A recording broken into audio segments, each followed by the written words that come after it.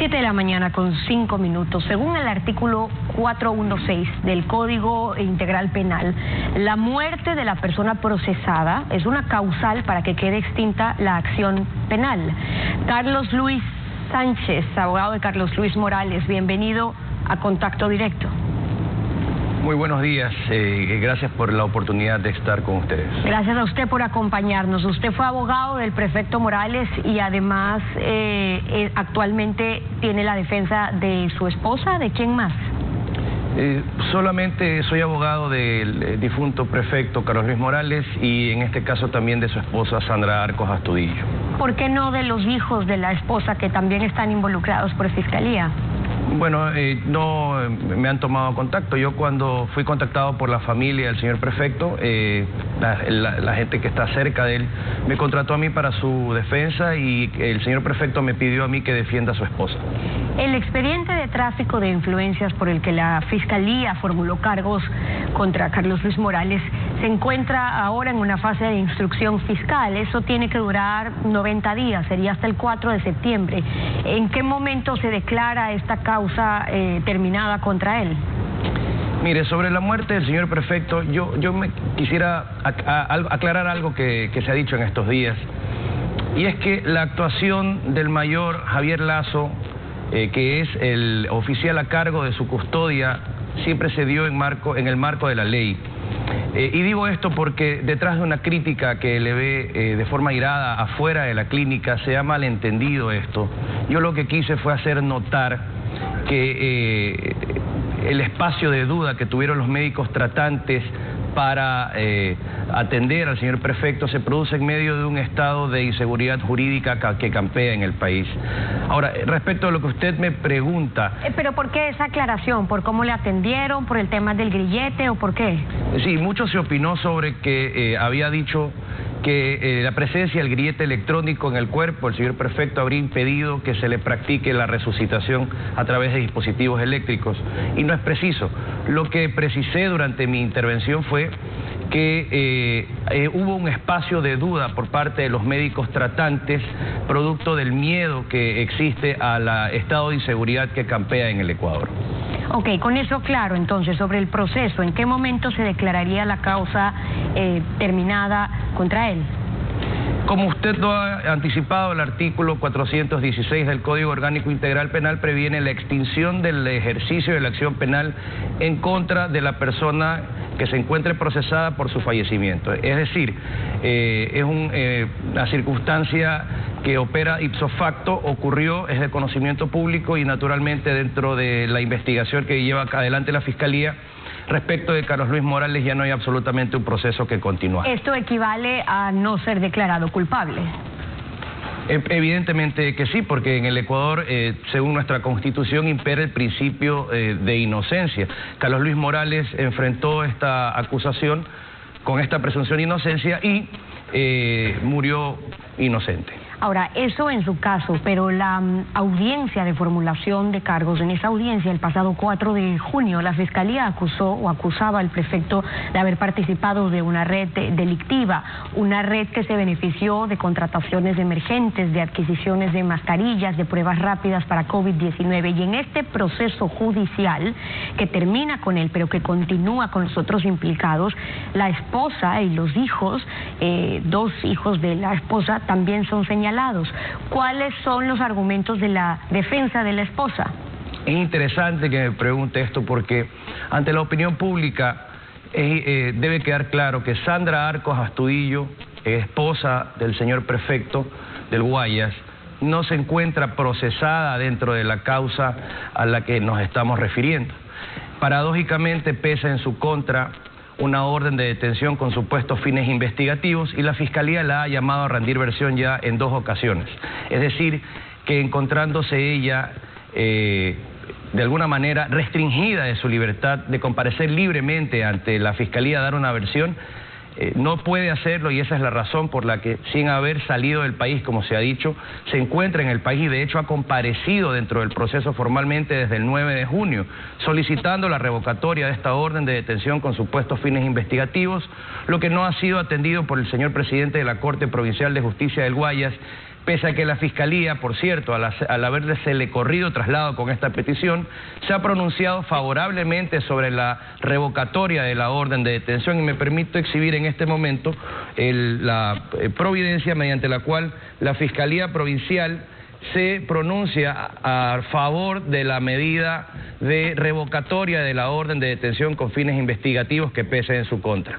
Ante esta omisión del señor presidente de la Corte, que ha provocado que Sandra Arcos Astudillo no pueda comparecer a rendir su versión libre y voluntaria ante la Fiscalía, es decir, que le impide el ejercicio de su derecho a la defensa, pero que además impidió que se encuentre junto a su esposo en los últimos momentos de su vida, e incluso que no pudo acompañarlo durante el proceso de su cristiana sepultura, hemos deducido una acción constitucional de habeas corpus, ya que la omisión del juez de la causa, en este caso el presidente de la Corte Provincial de Justicia del Guayas, restringe la libertad de Sandra Arcos Astudillo, y estamos a la espera que justo el día de hoy a las 9 de la mañana se resuelva. Ella ha sido llamada a comparecer, a colaborar con la justicia, también los dos hijos. Lo que usted nos dice es que ella se encuentra en el país, no ha huido, sus hijos se sabe si es que están prófugos.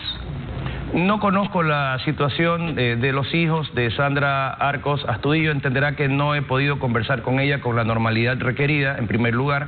En segundo lugar, los hijos de Sandra Arcos son adultos, tienen su propia autonomía, son personas responsables de sus actos, y dentro del proceso, para que lo sepa, ellos también ya han autorizado a una abogada que los patrocina, es decir, ellos tienen su propia defensa. ¿Cuál es el propósito de la audiencia de habeas corpus para la señora de Morales? ¿Ella va a colaborar también con la justicia, va a solicitar entonces medidas sustitutivas a esta prisión preventiva? Es importante aclarar que sobre Sandra Arcos Astudillo no pesa una orden de prisión preventiva. Sobre ella existe una orden de detención con supuestos fines investigativos. Y esta institución jurídica corresponde a un momento procesal distinto a la instrucción fiscal. Y es precisamente lo que la propia fiscal provincial ya le ha respondido al presidente de la Corte. Le ha dicho: señor juez, habiéndose formulado cargos en contra de otras personas, existiendo ya una instrucción fiscal, no tiene objeto mantener vigente una orden de detención. De hecho, esta orden de detención la mantiene restringida a ella. El argumento es que ella no está colaborando hoy por hoy con la justicia justamente porque hay esta orden de detención. Ella tiene miedo de que sea detenida, pero de lo que usted ha podido conversar con ella, ¿ella está dispuesta a colaborar con la justicia por los casos en los que se ha señalado a su familia? No solo que está dispuesta, sino que está ansiosa por comparecer desde el primer día para aclarar estas lamentables circunstancias que han trascendido ante la opinión pública a través de ciertos medios de comunicación que han conducido a la opinión pública hacia el prejuicio. Carlos Luis Morales vivió sus últimos días viviendo una arremetida implacable desde la política, desde lo jurídico y desde lo mediático. Desde la política me refiero a la decisión del bloque de alcaldes socialcristianos que iniciaron en su contra un proceso de remoción en los que se pretendían jueces y parte. En lo mediático, esta conducción a la opinión pública a prejuiciar a Carlos Luis Morales como culpable, y en lo jurídico una discriminación con la que se lo ha tratado al señor prefecto, porque yo no he visto que en otros casos similares como este, me refiero específicamente al caso del alcalde de Quito, al caso de la secretaria general de la Secretaría de Gestión de Riesgos, al caso de la presidenta del Consejo Nacional Electoral, les hayan allanado sus domicilios durante la madrugada, los hayan privado de su libertad para formularles cargo. En estos procesos se han iniciado investigaciones previas dándoles la oportunidad de comparecer, a rendir una versión, a conocer los fundamentos del proceso y a presentar sus descargos.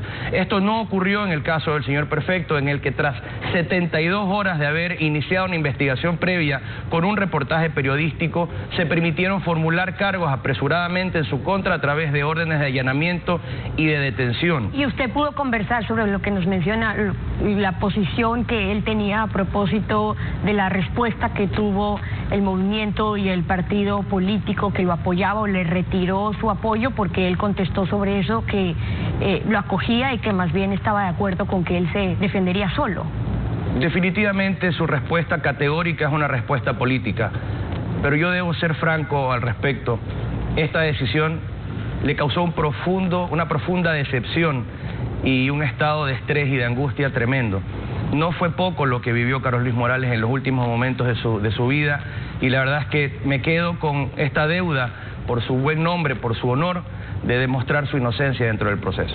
En los contratos de los hijos de la esposa que se están investigando, si se firmaron los contratos, si solamente fueron beneficiarios, qué participación tendría o no la madre, si se utilizaron testaferros. Recordemos lo que reportó aquí Televistazo. Empecemos con este señor de 76 años, quien vive en el sur de Guayaquil. Es Hermelindo Velázquez Castro, quien preside la empresa Cicerocorp S.A., contratista de la prefectura. Esta compañía comparte el mismo contador con la empresa Talleres Multimarcas Autostar S.A. Sus propietarios, Javier Vélez Velázquez y Javier Vélez Arcos. Ellos son el ex esposo y el hijo de Sandra Arcos, esposa del prefecto Morales. Pero volvamos a Hermelindo Velázquez Castro. Él preside otra empresa, Serasamis S.A., también ganadora de un contrato en esta emergencia. Uno de sus accionistas es Mario Mantilla Cuello, propietario de Global Company S.A., una empresa que comparte el mismo contador con Impofercorp S.A., que a su vez tiene el mismo número de contacto de Recréate y Comunicaciones S.A., una agencia cuya propietaria es Sandra Arcos, esposa de Carlos Luis Morales. El contrato más reciente adjudicado a Serasamis S.A. fue por $90,000 para realizar una proyección estadística con los resultados de pruebas rápidas de COVID-19. En total, durante esta crisis sanitaria, la prefectura del Guayas ha adjudicado 15 contratos de emergencia que superan los $5 millones. ¿Qué dice la esposa sobre esto? Realmente no es solo lo que diga la esposa, sino los hechos. Es increíble que se vinculen a compañías por compartir un número de teléfono o por compartir a un mismo contador.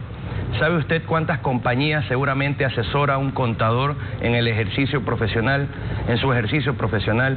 La verdad es que, mire, yo considero que definitivamente la investigación periodística, a la que le tengo mucho respeto, ha evidenciado circunstancias que ameritan ser investigadas. En eso estamos todos de acuerdo.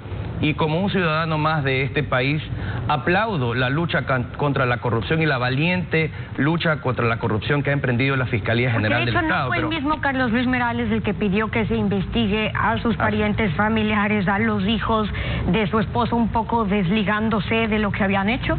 Así lo interpretó la opinión pública, pero Carlos Luis Morales, como el primer interesado en que se investigue y que se establezcan a los presuntos responsables de estos presuntos hechos, toda vez que como representante de la prefectura, que en este caso sería la víctima de esta presunta infracción penal, él, sin importar que se trate de su entorno cercano, de su entorno familiar, le ha pedido a la Fiscalía, le pidió oportunamente a la Fiscalía que investigue. Pero a eso iba. La Fiscalía tiene indicios para investigar. No investigó nada. Procedió de la noche a la mañana a formular cargos, y la verdad es que se empieza por los pies para llegar luego a la cabeza. Y si bien el proceso contra Morales termina, ¿qué pasa con estas personas, en cambio, que por Fiscalía podrían estar acusadas como prestafirmas o testaferros? No están detenidas. Bueno, tendrá que probar la Fiscalía su tesis, en este caso, de que existen vinculaciones entre las compañías, pero estas vinculaciones no pueden quedarse en que tienen el mismo contador, en que tienen el mismo teléfono o la misma dirección. Estas vinculaciones la Fiscalía tiene que demostrar que han llevado a existir entre ellas transferencias de dinero o movimientos económicos y financieros, y se lo garantizo, no van a encontrar absolutamente nada, porque todo esto es un horrible malentendido. Esa es la defensa del abogado Carlos Luis Sánchez, acompañándonos hoy en Contacto Directo. Muchas gracias por haber estado con nosotros. A ustedes. Son las 7 de la mañana con 19 minutos.